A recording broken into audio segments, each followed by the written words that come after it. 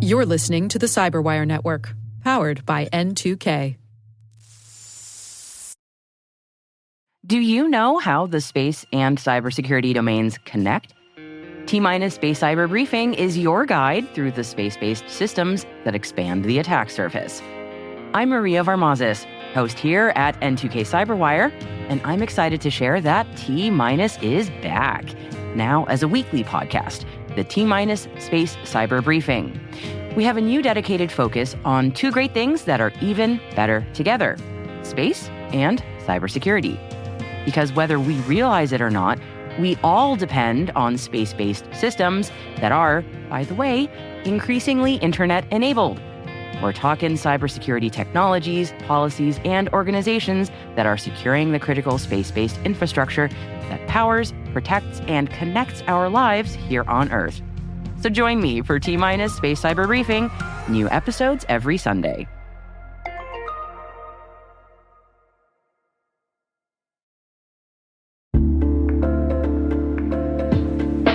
Maybe that's an urgent message from your CEO, or maybe it's a deepfake trying to target your business.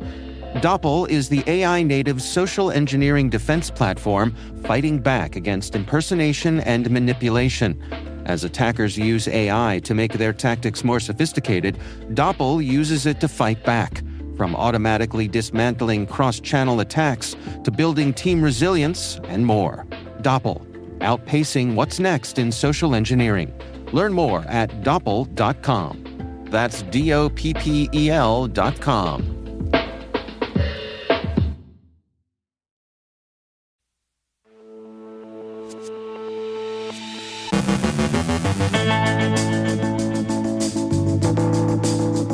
AI oversight arrives at the White House. A cyber force gains momentum. Critical infrastructure comes under cyber attack. Acer faces zero-day trouble. A stock exchange executive gets spied on for months. HTTP2 bomb threatens web servers. Quantum's classical side grows bigger. Britain's military chooses Starshield. Spain's infamous hacker gets sentenced. Our guest is Benjamin Morrell, Vice President of Security Strategy at Coro Cybersecurity, discussing the role of MSPs. And Meta's productivity panopticon pauses for personal pit stops.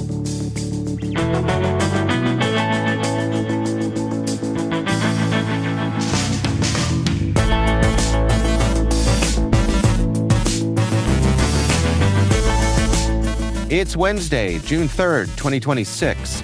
I'm Dave Bittner, and this is your CyberWire Intel Briefing.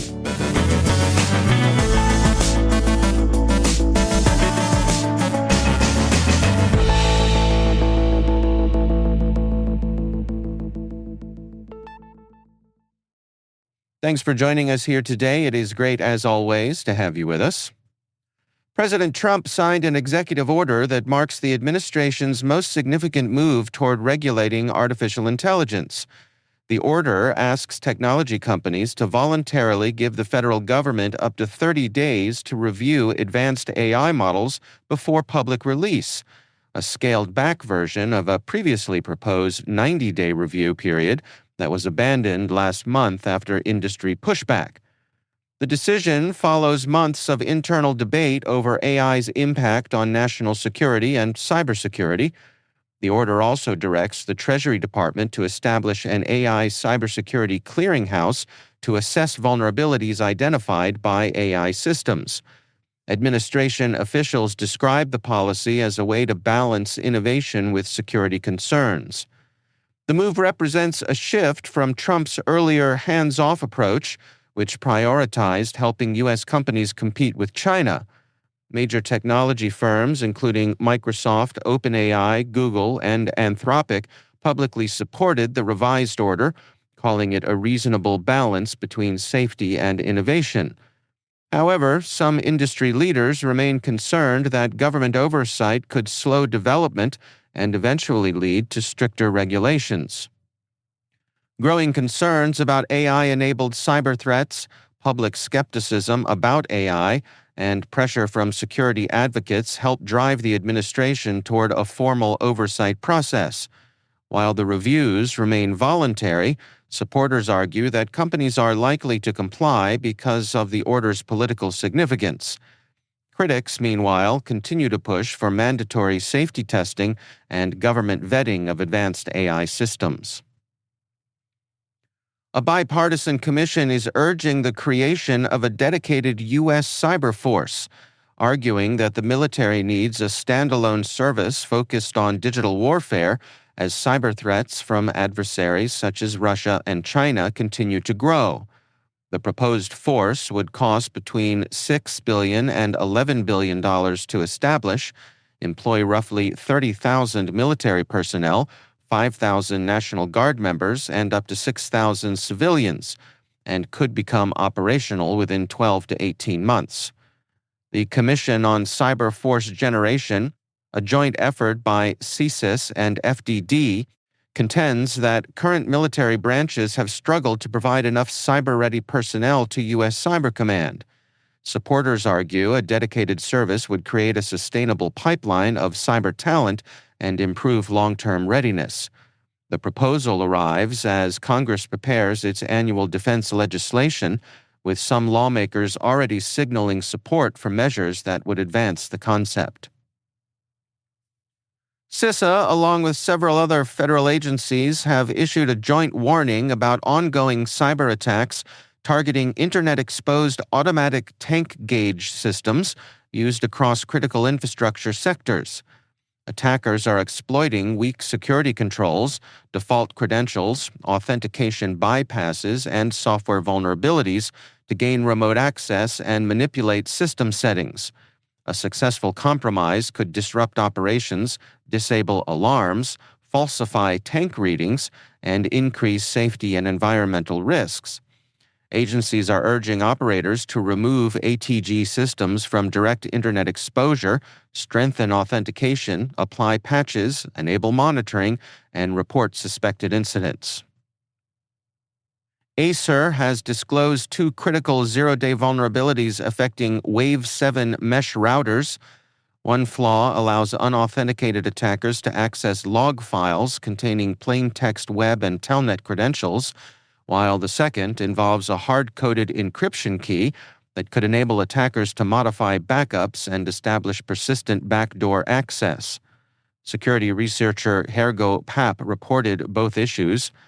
Acer says patches are in development and expected by the end of this month. Until then, users should disable remote management or restrict remote access to trusted IP addresses to reduce exposure. Researchers at Symantec and Carbon Black uncovered a highly targeted espionage campaign that compromised the Outlook mailbox of a senior executive at a major global stock exchange for 5 months, enabling attackers to steal email data in small, incremental batches. The attackers used disguised system services, scheduled tasks, and a custom tool built on a legitimate library to repeatedly extract Outlook mailbox data while maintaining persistence on the victim's device. To avoid detection, the stolen data was exfiltrated through legitimate cloud services, primarily Dropbox and later OneDrive Personal, making malicious traffic appear routine. The attackers also used public tools masquerading file names and hard-coded Microsoft IP addresses to minimize visibility. Researchers found no evidence linking the activity to a known threat group, but the operational focus, long dwell time, and exclusive targeting of a senior executive's mailbox strongly indicate an espionage motive aimed at gathering sensitive business intelligence and strategic information. Britain is reportedly moving some of its military communications onto Starshield, the government-focused satellite network built by SpaceX, as a more secure counterpart to Starlink. The shift could make the UK one of the first countries outside the United States to adopt the service for operational military use. Maria Vermazis has more on this story. Thank you, Dave. Reuters is reporting that the UK's military has begun using SpaceX's Starshield, which is the version of SpaceX's Starlink satellite constellation, specifically built for military and government intelligence use. It is not currently publicly known how much the UK military paid for Starshield access or how much military data is being routed through the service, but Reuters says operational traffic started flowing through Starshield earlier this year. Now, there is increasing urgency for greater data sovereignty, especially in the UK and in Europe, as governments seek to move away from using US-based services like Starshield. That said, the practical reality is that there are not many options for military-hardened satellite communications in low Earth orbit. That is, at least for now. For example, in the EU, work continues on the EU's own secure low Earth orbit constellation, the IRIS². In the meantime, starting earlier this year, 5 EU nations began routing sensitive data through 8 satellites owned by EU member states via the EU's GovSatcom, which is a patchwork solution making use of existing orbital infrastructure until the purpose-built IRIS² comes online, currently projected to occur in 2027. For the CyberWire Daily, I'm Maria Varmazes from T- Space Cyber Briefing. Back to you, Dave.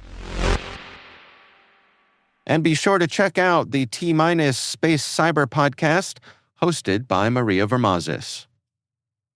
Researchers at Calif have discovered a new denial-of-service technique called HTTP2 bomb that combines several known vulnerabilities into a powerful attack capable of crashing major web servers within seconds.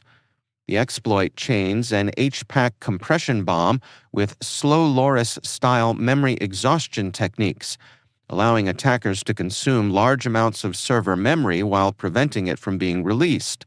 Calif estimates the issue could affect more than 880,000 websites.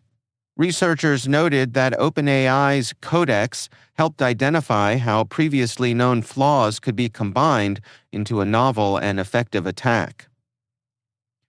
As the quantum computing industry pushes toward larger and more capable systems, researchers say the often overlooked classical computing infrastructure required to operate them is becoming a critical challenge.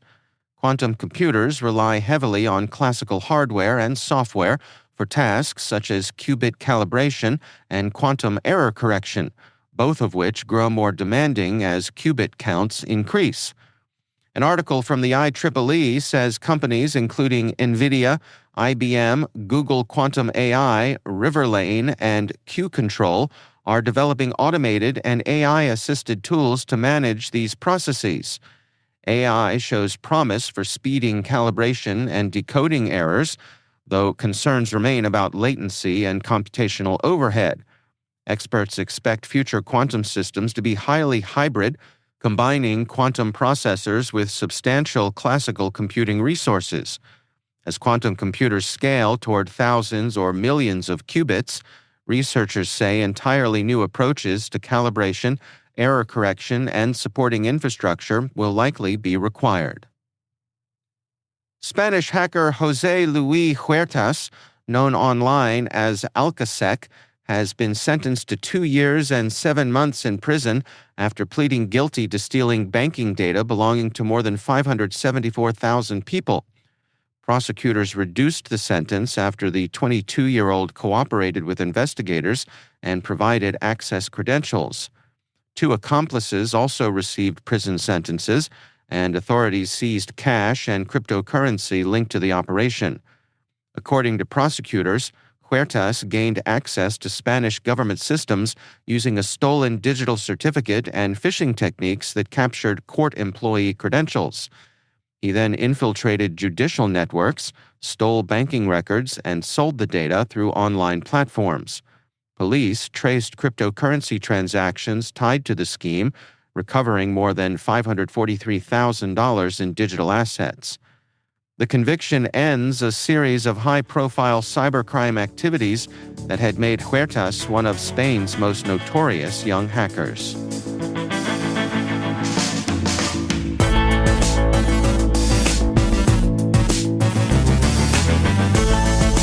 Coming up after the break, my conversation with Benjamin Morrell, Vice President of Security Strategy at Coro Cybersecurity. We'll discuss the role of MSPs. And Meta's productivity panopticon pauses for personal pit stops. Stay with us.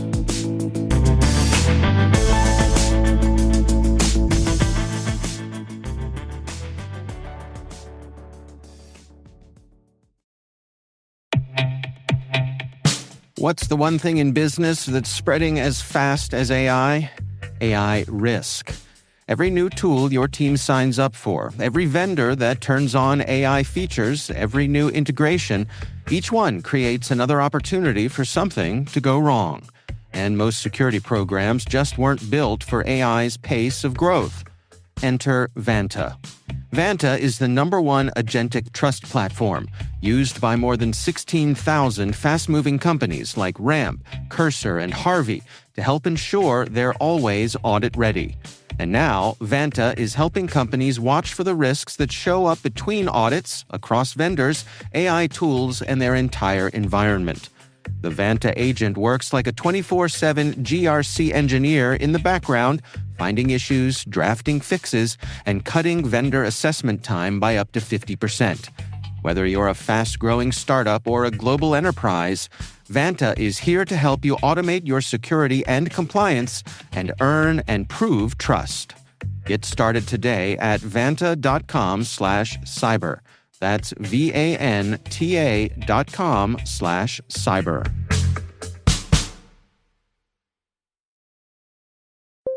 When you need to build up your team to handle the growing chaos at work, use Indeed Sponsored Jobs. It gives your job post the boost it needs to be seen and helps reach people with the right skills, certifications, and more. Spend less time searching and more time actually interviewing candidates who check all your boxes. Listeners of this show will get a $75 sponsored job credit at Indeed.com/podcast. That's Indeed.com/podcast. Terms and conditions apply. Need a hiring hero? This is a job for Indeed Sponsored Jobs.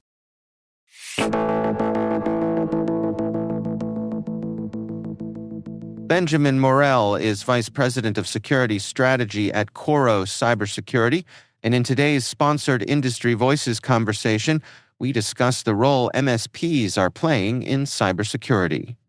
The small and medium business clients have always relied very heavily on the MSP, whether it was back then doing just sort of the IT lift with a little bit of cybersecurity rub because you would have the firewall that needs to be configured or the credentials needed to be set and passwords managed, for example. And now that's expanded. Cybersecurity is this big beast now that almost needs its own attention and teams from MSPs. And sometimes we get to refer to them as MSPs or managed security service providers, for example. These guys are still that heavy reliance for these teams. We at Coro call these end users lean IT. This means that they may have a person in-house that does IT, but is not a practitioner of security, for example. And this means that these lean IT teams then push further up into trying to get professional services from MSPs and MSSPs. And so therefore, they're this lifeblood to helping these businesses sort of survive without them needing to find and procure incredible talent that is kind of sparse and very difficult to maintain for even larger businesses. Can we talk about some of the challenges that these SMBs face? I mean, I know fragmentation is a big problem for them. There's so many vendors and so many tools that they're relying on. What are the security consequences of that reality? Absolutely, absolutely. So there's a couple of things that are always going to affect the small, medium business, even the middle enterprise, you might describe it as. Things like cost, for example, will always be on the horizon. This cost exercise sometimes means that while a larger business or even an SMB might think of going for the biggest and best on the market, cost is always going to be a differentiator that means that they can't take that route, which means they sometimes make a call on what might be referred to as risk based on cost. I won't take that sort of step or no step in that direction because if I can't have the best, then I kind of won't do anything. And it could be a mindset that sort of makes sense, but also has a lot of negative impact on how that business's security and risk and posture to the outside world might look. You then also has, as mentioned, with being lean IT, they lack sort of the internal knowledge and mindset on how to protect their business. And for a lot of these guys, it's very similar to insurance. If you've never been popped, if you've never been touched, you don't really see the problem until it happens, and that might be too late at that point. The MSP, if we bring them back into the conversation, is that little guiding light to try and go, hey, here's what we can do. Here's what does work in your budget. Here's what you guys kind of need, and here's the best uplift we can get for you. Now, is everyone, even up in the large enterprise, still always making decisions on risk? Absolutely. Any decision you make to put data somewhere where it could potentially be touched, any decision to connect one service to another are risks you are taking, and you decide what that risk is worth to you and what that data being in that location is worth. The SMB generally has to take maybe risks that might have a bigger impact because all my data is now stored in one location, because that's kind of how I have to operate as an SMB, which means I need to pay more security for that. But my risk is that all my data is there. I can't fragment it potentially.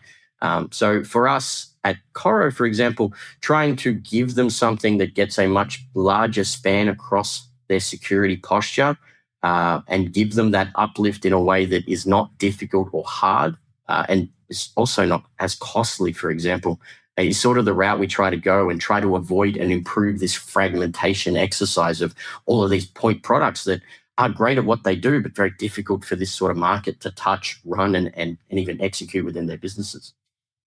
Can we touch on AI? I mean, I think a lot of organizations are having trouble finding the right balance between dialing in their use of AI and also the potential risks that it introduces. Absolutely, absolutely. We're seeing this a lot, and we're starting to see a lot of news reports of this sort of stuff come out. Guys like Clawbot, for example, which seems like a great exercise on the surface of being able to run automation between all of these parts of a business, or even just a user's own parts of the business that they have to operate in. But then you have this new utility that no one has tested in-house. No one is vetting. No one is making sure it's got the appropriate guardrails, and it's allowed to now just potentially be co-opted by an attacker. It may have its own bugs and holes that no one is prepared to deal with or has fathered into what they need to do. So there's this race of attempting to stay ahead of the curve, getting the most out of this AI boom, and potentially trying to see return on that AI boom, but doing so in a way that you are not prepared to understand the risks that you've added to your business in doing so. Everyone would like to hope that if you buy something from a vendor, if you acquire something from what you consider a reputable source, it shouldn't become a risk to you, but that's not the case. Anything you bring into a business needs to be vetted, needs to be understood, needs to know, what am I doing with it? What are my risks that I'm taking with that sort of exercise? And this AI jump is a great example of that. And we'll continue to see that evolve, and we'll continue to see that sort of collapse back in on itself. And I think there's a big role to play for the MSP in being able to educate that, okay, cool, we can do this. We can take you to a point where this AI is potentially assisting you with improving the way your business runs, or crunching data in a faster mechanism, or automating these processes that you've done manually for so long. But we need to sit down and understand, what do we need to do with it? How do we avoid it doing things it doesn't need to, that creates unnecessary risk for us? Let's get the best value return out of it. I know you and your colleagues use your own platform. You call yourselves Customer Zero for the platform. Why is that important? Why does that matter? Yeah, absolutely. Look, I have worked a number of vendors over my time, and I've been into a lot of businesses as well, other vendors that do what they need to do within their businesses. And it's not uncommon to find that there's a bit of a mixed spread of not entirely using what you sort of make. And there's a number of reasons for that, depending on what's required. One of the things we wanted to do internally as a business that can sit alongside and fit into that small, medium sizing is, what can we do to run it for ourselves, and how can we feel potentially the pain that a client or a partner might feel that we as the vendor looking from above think isn't a problem. So we took the exercise of, okay, make sure it's running fully in our own house, then decide, what is it not doing for us? What is it doing for us? And are they things that we actually need to change? Is there already a tool we're using that we don't really need to co-op? It's fine the way it is. We can't improve on it. It doesn't give us any value trying to bring it into our platform. Or is there something that we are doing that is, quite costly, or the exercise is a lot of effort to run it in that other location when we could be doing it internally? Outside of that, it's then my ability to speak directly with people who have the best interests of what our security internally looks like, who I can have a very candid conversation with about, what are we doing and why are we doing it this way? One of the early things I found was, we as a business make a lot of decisions and processes that it's just the way it is. And we don't consider that there might be a better way to do it until perhaps someone has actually shown us there is. The problem is we are expected to be that person to show you that there's a better way. So I'm in that middle ground of being able to work with my team internally and go, what are we doing? Is there a better way we could do it? And is that better way something we could build into Coro? And does that then have advantages to our partners and our clients? Or are we just solving our own problem internally and it's not really worthwhile for everyone externally? And this is a nice conversation to have, which I can then take as a story to partners, to clients, and go, are you feeling this?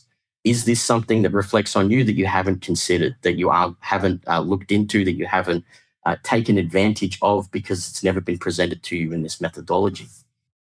Well, given the reality of where we find ourselves right now, the rapid changes that are being triggered by things like AI, what are your recommendations for the security practitioners in our audience? Absolutely. You want to focus on trying to get, or I guess the other way to put this would be, don't go chasing the latest and greatest just because it's the latest and greatest. Be very cautious of people spouting silver bullets. It's always been the case in cybersecurity, has been since I started, and I'm not even that old. There's always this on the horizon idea that something is going to solve this. And once we get to that point, this will all be done. That's not the case. There's always a war that's being sort of ran in the back end, which is, between people utilizing tools to try and gain access to people using tools to try and defend. And much similar to, say, real war that occurs, we end up in this situation where there's innovation that gets created for good and bad reasons. And that will always sort of continue on. So always try and double down on having a good fundamental understanding of what you're trying to solve. Always focus on risk. What is the risk? What is the business's appetite for risk? What do they have the ability to actually spend on or run compared to their risk? Don't go, hey, here's the best tech stack in the world where I'm using everything from top right Gartner quadrant, and it's going to cost you more than you make in a year just to function it. You have to sort of understand what you're trying to solve for and how best you're solving for it, and then try and fill in everything else. And there is a lot to be said about being able to train the users within a business to act as human firewalls. They are always going to be a part of the cybersecurity discussion. We see them getting phished for credentials as still probably the most common method for breaches. If we can get them to a point where perhaps we're reducing the amount of breaches that they're involved in, we can get to a better result overall. And this isn't a software sort of discussion. Sure, we can do security awareness training through software platforms, but at the end of the day, it's still training these individuals. And if you can make sure that you, as perhaps the security practitioner, keep that in mind, there might be ways to improve businesses that isn't just selling them a tech stack. It's providing them services, it's providing them guidance. And that goes back to, why are you using AI and what's its purpose, for example? That's Benjamin Morrell, Vice President of Security Strategy at Coro Cybersecurity.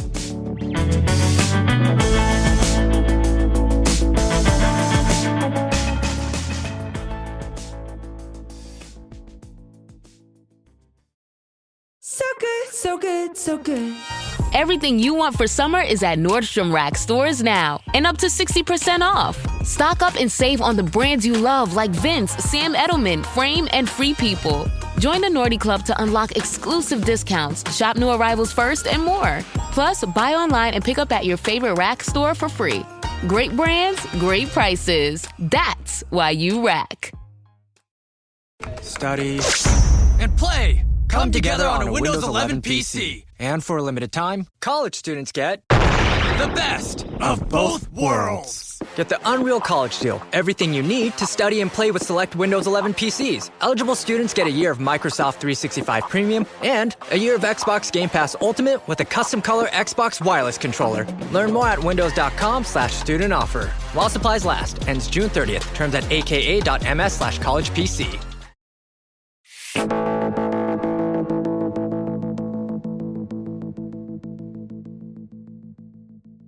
And finally, Meta has slightly softened its controversial employee monitoring program, though not enough to make anyone mistake it for a privacy initiative. Under the company's Model Capability Initiative, software records employees' mouse clicks and keystrokes to help train AI systems. Following employee backlash, Meta now says workers can pause tracking for up to 30 minutes when handling personal matters, and a limited group of employees can request exemptions under specific circumstances. For most workers, however, the digital observer remains on duty. Meta has also improved the software's battery performance, suggesting that if your computer is going to watch everything you do, it should at least do so efficiently. CEO Mark Zuckerberg defended the effort, arguing that AI can learn by observing how highly skilled employees use computers. He emphasized that the data is intended for AI training rather than performance monitoring, while adding that if the approach proves successful, Meta may expand similar programs in the future. In other words, the company has offered employees a brief intermission, but the show must go on.